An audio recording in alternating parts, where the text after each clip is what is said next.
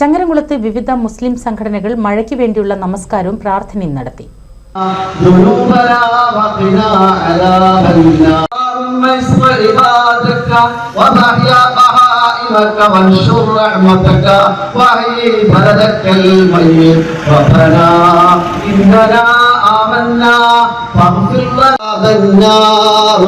ربنا هب لنا من أزواجنا وذرياتنا قرة أعين واجعلنا للمتقين.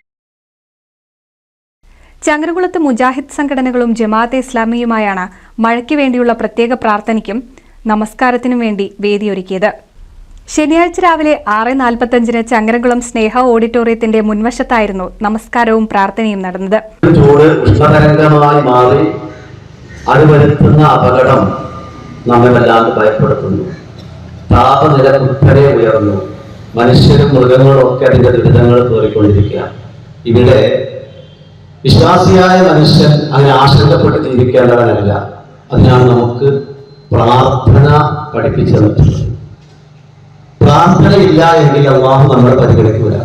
ജീവിതത്തിന്റെ ഏത് മേഖലയിലും നമ്മൾ മനസ്സിലാക്കേണ്ട ഒരു കാര്യം, എല്ലാത്തിനെയും നേരിടാനുള്ള വലിയ ആയുധമാണ് നമ്മുടെ പ്രാർത്ഥന. പ്രമുഖ പണ്ഡിതൻ AV അബ്ദുൽ ഹമീദ് ഫാറൂഖി നമസ്കാരത്തിനും പ്രാർത്ഥനയ്ക്കും നേതൃത്വം നൽകി.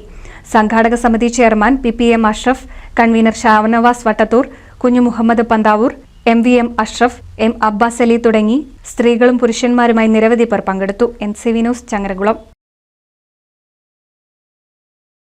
പുതുമയാർന്ന ഡിസൈനുകളിൽ ഡയമണ്ട് കളക്ഷനുകൾ, വിവാഹ പാർട്ടികൾക്ക് നേടാൻ സ്പെഷ്യൽ പാക്കേജുകൾ. സ്വാഗതം പുതുമയാർന്നൊരു ഷോപ്പിംഗ് എക്സ്പീരിയൻസിന്. Kerala golden diamonds, the family jeweller, main road, Vadakkekad.